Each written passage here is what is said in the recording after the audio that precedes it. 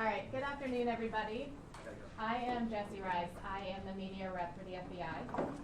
Today, we are going to be hearing from our United States Attorney, Mark Yancey, our Assistant Special Agent in Charge, Raul Gojanda, and Major Bill Weaver with the Oklahoma City PD.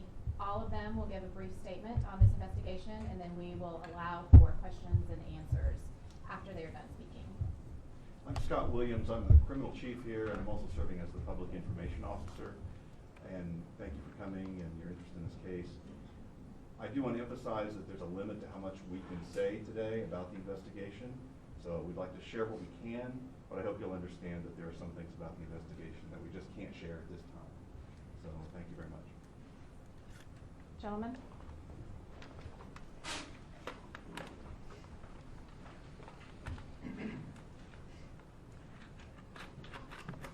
Good afternoon, everyone. As Jesse just said, I'm Mark Yancey. I'm the acting United States Attorney here in the Western District of Oklahoma. Along with my counterparts from the FBI and the Oklahoma City Police Department, we're here to announce the arrest and charging of Jerry Drake Varnell, a white male, age 23, from Sayre, Oklahoma.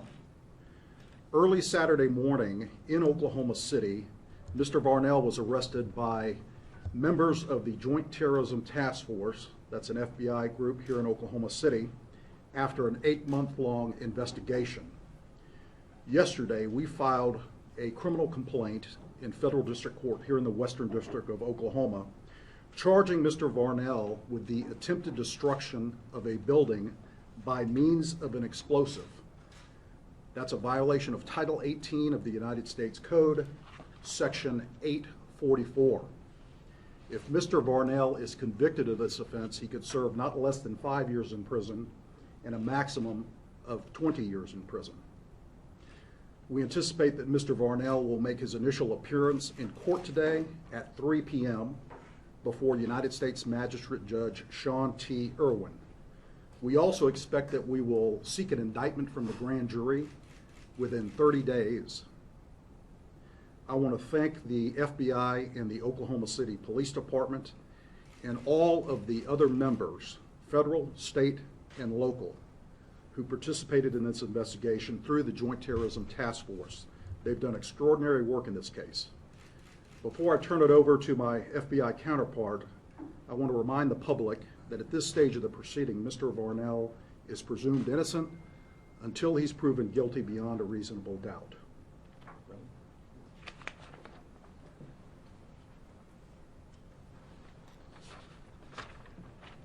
You allow me a few words. Good morning. I am Raul Gojanda, National Security Branch Assistant Special Agent in Charge of the FBI, Oklahoma City Field Office. Before I speak to this investigation, I'd first like to thank all of our partners that were involved in this investigation, specifically Oklahoma City Police Department, OHP, OBN, HSI, Edmond Police Department, and OSBI. This operation would not have been a success without their assistance and cooperation. The JTTF's primary mission is to work collectively to protect the citizens of Oklahoma from both domestic and international terrorist threats. In late December of 2016, Varnell expressed his desire to start a new revolution. His targets included institutions with affiliations to the U.S. government located in Washington, D.C., which also included the financial sector. Varnell attempted to recruit others to his plan but was unsuccessful. He eventually selected a financial institution in his home state of Oklahoma. Varnell then began acquiring components for what he believed would make a 1,000-pound improvised explosive device. These components included ammonium nitrate and other explosives that were in fact inert and supplied by the FBI. On the night of Friday, August 11th, Varnell assembled the components to make a large vehicle-borne IED and loaded it into a cargo van. He parked the van in the alley of Bank First and fled to a safe location in order to remotely detonate the bomb. FBI agents arrested the subject without incident. The investigation against Jerry Drake Varnell is an example of our promise to the American people that if they see something, say something, and provide something actionable, the FBI will investigate. Our agents and task force partners spent countless hours working days and nights and weekends on this investigation to ensure our city did not have to endure another Oklahoma City bombing. For these men and women, this was more than just another investigation. It was a personal connection to the disaster our state already endured over 20 years ago. I commend the time, the energy, and the heart they put into this investigation. I'd like to turn it over to Mr. Bill Weaver for a few words. Thank you. I'm Major Bill Weaver. I'm the commander of the Special Investigation Division for the Oklahoma City Police Department. I'd like to take a moment to commend the state and federal agents, police officers, and state troopers and support personnel who worked together on this investigation. They've done an exceptional job. This just goes to show what happens when somebody that sees something says something, and that law enforcement works forward to interdict that threat. We're very fortunate in Oklahoma to have the environment where there's so much cooperation in law enforcement, and this is a perfect example of how well things can work when that situation exists. Thank you very much. Thank you, gentlemen. Do we have any questions now from the audience? Sir? Had this 1,000-pound bomb actually detonated, how would it compare to the Oklahoma City bombing 20 years ago So, in terms of damage? so this actual device would have been remotely detonated using a cell phone. So the target himself, Mr. Varnell, would call the bomb itself through a triggering device in a cell phone that was already affixed to the bomb. He would call the phone, and it would ring, and that's what would detonate the bomb. As opposed to 20 years ago with the Oklahoma City bombing, which was set in place by the white team McVeigh. But in terms of damage, how much damage would it have caused versus the bombing 20 years ago? This was a large bomb. This was a 1,000-pound bomb. If you want to compare it in size, the Oklahoma City bombing was 6,000 pounds. But that's not to minimize the damage that this bomb would have caused to the buildings. How far would this guy have gotten if you guys didn't get involved? Do you think you could have carried it out eventually? So the bottom line is the FBI will do everything to protect the citizens of Oklahoma and the United States. This bomb itself would have caused serious damage, and Mr. Drake Varnell had the intent to go ahead and carry out this plot to the end. According to the criminal complaint, there was a girl that was involved in this also. Will she be facing charges? Are more charges pending in this case? At this time, we only have information that Mr. Varnell was involved in this plot. Of course, this is an ongoing investigation, but we do not have any information at this time that anyone else is involved. Sir, Okay. go ahead. Why Friday night? Was the timing of this set to coincide with what happened in Charlottesville this weekend? Absolutely not. This was just an investigation that had gone on for several months, and this was just the time that it just culminated into the actual setting of the bomb. Those two events have nothing in common. Is there a reason he wanted to do it in the middle of the night? He wanted to do it to kind of keep himself out of the public eye, be able to do it by through darkness, and be able to confiscate some of his things that he was actually trying to accomplish. Roger. GoFundMe page to raise some kind of drug resources related to this at all? Not that I'm aware of. How did the FBI become aware of this? So going back to the concerned citizen seeing something and saying something, this is exactly how this started. Do we know how they became acquainted with each other, the informant and Varnell? I'm not certain, but I believe it was social media. Was Varnell involved in any other outside militia groups or any terrorist organizations or anything along those lines? No. I'm sorry, was that answer no? No. Should people in Oklahoma be concerned about this? About this specific event? Not at all. Once we were aware of his intent, we were controlling this situation from beginning to end. So there was never a threat to any citizens in Oklahoma. FBI, with working with all our collective partners in the U.S. Attorney's Office, made certain that this was always going to be controlled from beginning to end. There was never a risk to the American public. Did Varnell have any connections with any white supremacist groups? No. Now, after 1995, some more regulations were put on the materials needed to make that type of a bomb. Would Varnell have the resources to acquire actual materials that weren't inert, or would any citizen have the ability to replicate what he did with actual materials? Well, like you're stating, we do have a lot of places in place that kind of prevent individuals from going and purchasing these types of things. Is there still a possibility? Of course there is, and if the intent and the desire is there, he would have been able to acquire it.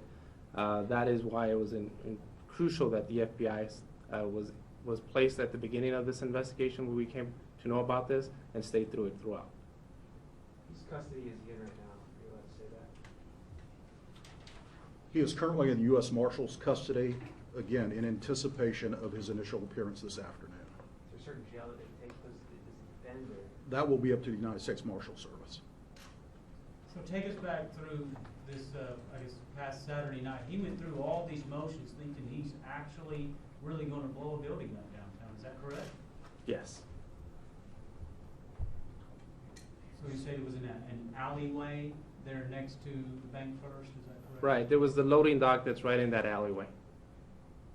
Did he assemble the device himself, and where did he get that expertise? So he assembled the device himself, and we provided some of those expertise through an FBI undercover operation. Now, you said he's not actually a member of any kind of extremist group at all, but do you see signs that he was influenced by any kind of online group at all? No, but he did have the ideology for anti-government. Why was he against the government? That's a good question as to what might have been his motivations. That would be speculation a lot on my part. This is something that we came to us from him himself, his own words, his social media, what we were able to exploit. So that was driven, that intent. There was nothing specific to, I guess, the target, but this is something that he already had personally. Can you give some examples of some of the social media posts that demonstrated this type of ideology? Well, this is still part of an ongoing investigation, so at this point I'm not at liberty. So you can tell us how he engaged, through what social media? Was it like a Facebook or some other website, or can you? He had a Facebook site. Okay, so it was through Facebook that he was expressing his displeasure with the government. Right, some of which, and then others obviously in person to other individuals that he considered to be of like mind. Is his statement that he had prepared ahead of time, is that available to us? That information should be in the criminal complaint that you have a copy of. My apologies. He did attempt to recruit several other people. Have any of them approached the FBI or other agencies to let them know this is going on? Yeah, those individuals did report that to the FBI. How many? I'm not certain of the numbers. I would say it was at least 2. Could you reiterate to us how similar this was to the Oklahoma City bombing? Well, the bomb itself was the exact similar type bomb, except in size it was different. The Oklahoma City bomb was 6,000 pound ample bomb. This was a 1,000 pound IED. For those of us, and I think it's most of us, we can't really grasp what kind of damage a bomb like that can do. Could you kind of give us a better explanation of what we could expect had that gone on? There's a lot of factors that would go into it. One thing I can tell you related to the size of this specific bomb was where it was positioned within that loading dock in close proximity to those buildings. It would cause severe damage to those buildings if not, it's very difficult to say exactly what it would have been, but it would have caused at least more than 50% damage to those buildings.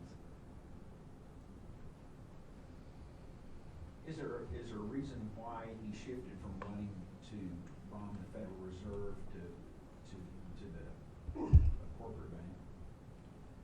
Not certain as far as the location itself, going from Washington, D.C. to Oklahoma City, but he wanted to make the biggest impact wherever he was going to place this bomb.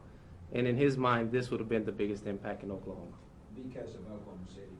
Because of the size of the institution that he selected, the Bank First. Does he have any known political affiliations? Not that we're aware of. The undercover agent kind of encouraged him to do this, or would he have done it anyway, you guys think? So the undercover employee was very specific in what his intent was, and that was to be, at the beginning of the operation, to be a listening post, to find out exactly what his state of mind was, and then to make sure that we control the situation. So as far as the intent and what he wanted and the desire that he had, Mr. Varnell, that was all coming from Mr. Varnell.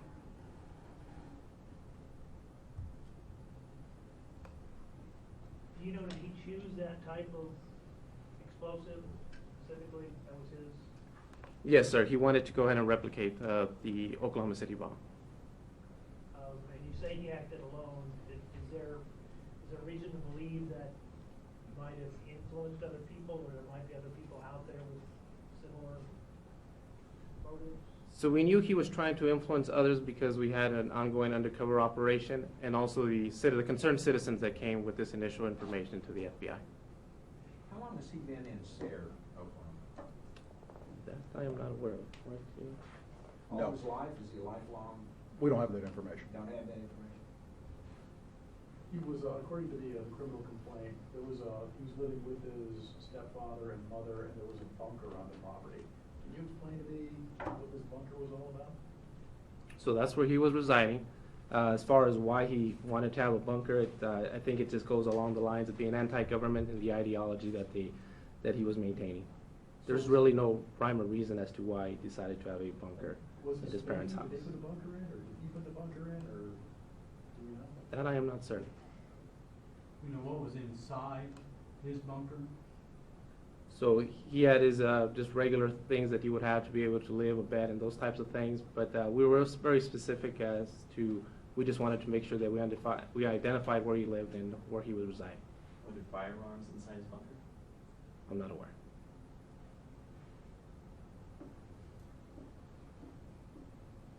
Any other questions? So this would be your classic example of lone wolf then? Or do you think that this sentiment exists with other people in Oklahoma? This was something he was definitely trying to find out, whether this is a sentiment that he had personally. Did he have other individuals of like mind, other friends? I can't say for certain. I can only kind of speak to our investigation. But did he act alone? Was he planning on acting alone? Yes. How skilled and knowledgeable was he in the materials that he wanted to get and knowing how to actually put them together? Well, he did his research online. He was very, very committed to wanting to get this accomplished, so he self-educated himself with what he could find online. But did you get the sense that he could actually pull this off versus tinkering around on the internet? I believe so, based on what he had learned and what his overall language and how he was communicating with our undercover employee. He had the knowledge, had the skill. Maybe not the finite details, but he was getting to that point. So you believe he had the ability, the knowledge and the ability to actually carry this off had your agent not substituted dummy materials in it? We believe he definitely had the intent, and he was trying to develop that knowledge. Anything else? Okay. Raul, could you spell this name, please? I think Jesse was going to do that for me because he does a better job. But it's B-U-J, J as in John, A-N, D as in David, A. And your position on the phone? Assistant Special Agent in charge.